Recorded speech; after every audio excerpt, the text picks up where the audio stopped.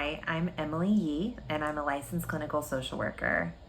I love working with really intense teens and young adults and their families. I've been noticing a trend of things that we're talking about in office a lot, and the series title that I'm going with here is Why Do I Keep Doing This? Unlearning the patterns that keep you stuck in relationships. And so to get us started today, we're talking about why am I attracted to people who can't love me back? And really want to define some terms, I guess, before we jump in. I'll be talking about emotional unavailability, and that can look like when they're hot and cold. On 1 minute, when it's convenient for them and the stars align, then they're very hot, available, texting, talking, their energy is towards you.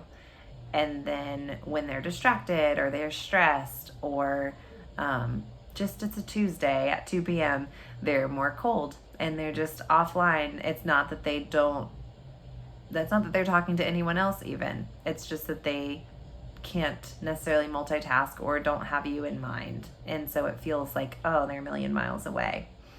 They'll be inconsistent on one hand saying like, I want to be together. I don't want to be apart. Let's make this happen. And then you see them out and they don't talk to you at all. High chemistry when things are good, but very low safety and feeling very insecure, like, are they going to be around tomorrow? And so this can trigger this inner belief in you of, if I can get them to love me, then it means that I'm lovable. So there's this quote out there that is something like, I need a guy who will send me to the psych ward, essentially not wanting to be with somebody who's boring or too nice. And I think it's pretty relatable that people are drawn to others who are emotionally unavailable. And so I'm wondering if you've ever noticed that for yourself. There can be this attraction to people who confuse you, hurt your feelings just because they don't respond or they're inconsistent. They keep you guessing, and something about that we think is attractive. And I'm wondering if it is possibly just that we're familiar with this kind of emotional unavailability. And that would beg the question, like, who do they remind you of? So it's not that you're drawn to this emotionally unavailable person or toxic person because for some reason you're broken.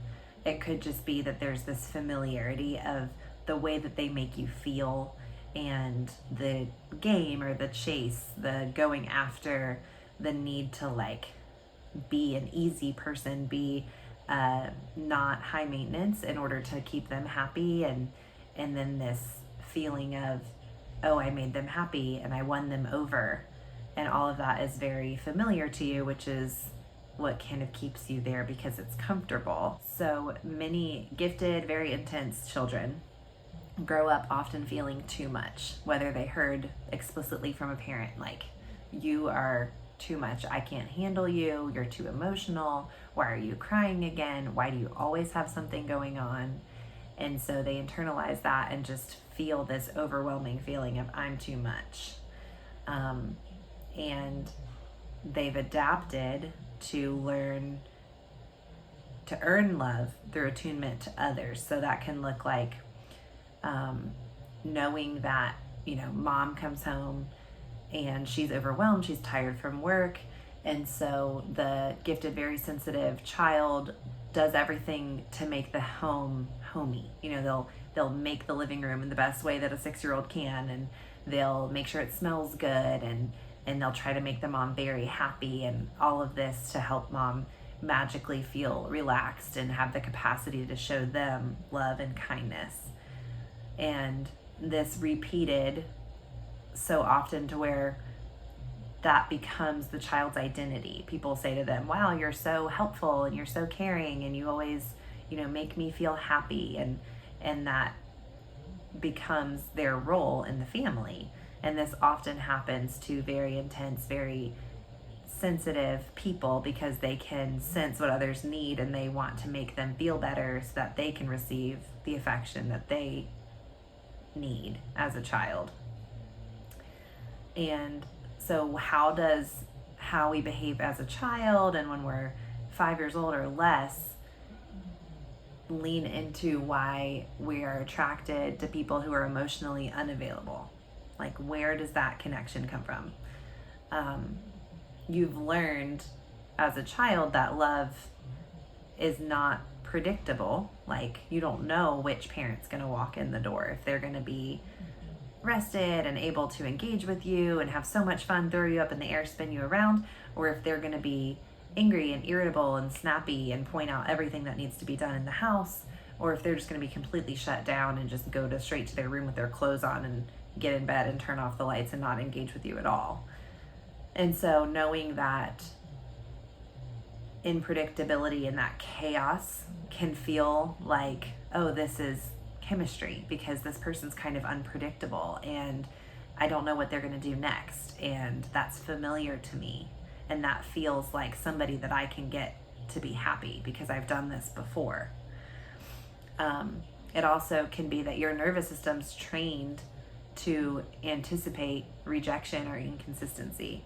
So if we were thinking about core beliefs, or what is that thought that's going through your head right when you're reaching out to a friend or to a partner or to somebody that you have a crush on, and you're going to ask for more, like, hey, I feel like we haven't gotten together lately, or I haven't heard from you, or, I miss you. And then you have this thought in your head that's like, I'm not going to get what I want out of this.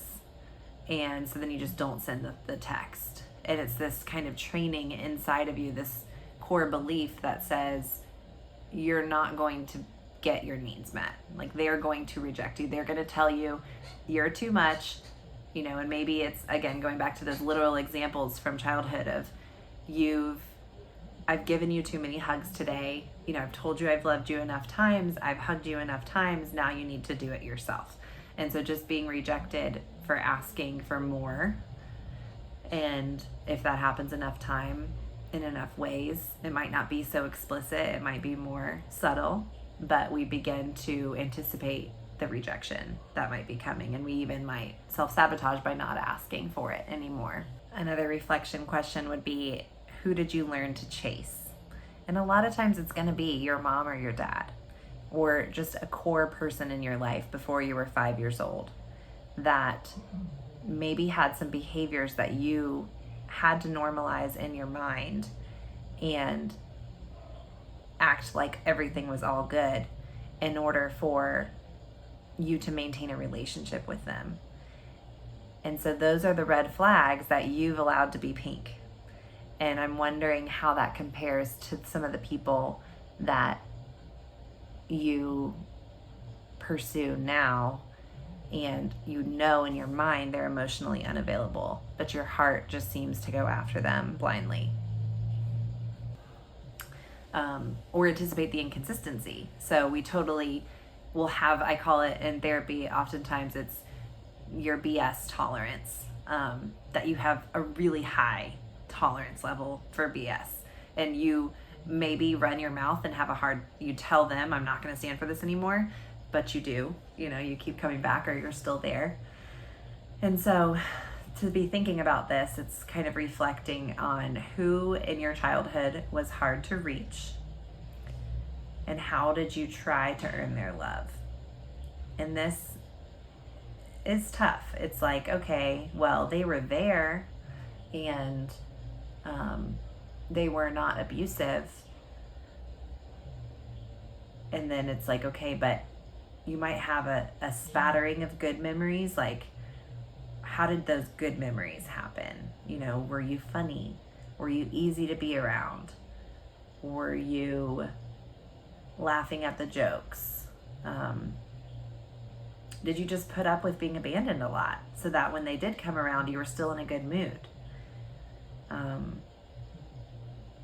Were you sarcastic back, or, a really high achiever?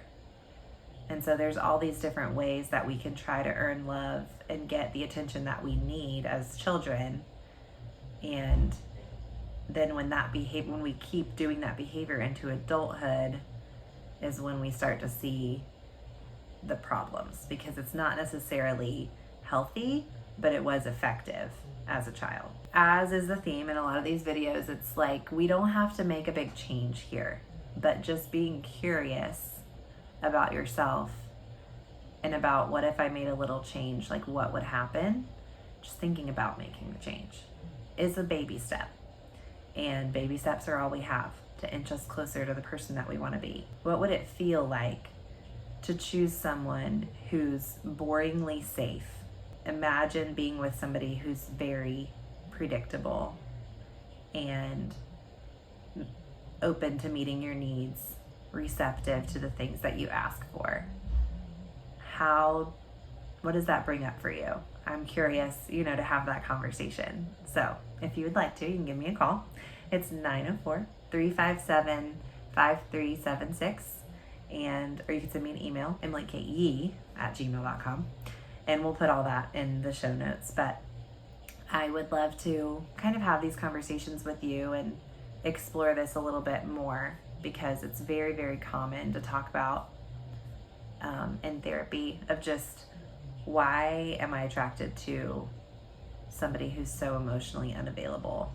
And even though I know I don't necessarily want to be with them, I can't let them go. I feel like I need to keep earning their love. So holler if this hits home for you.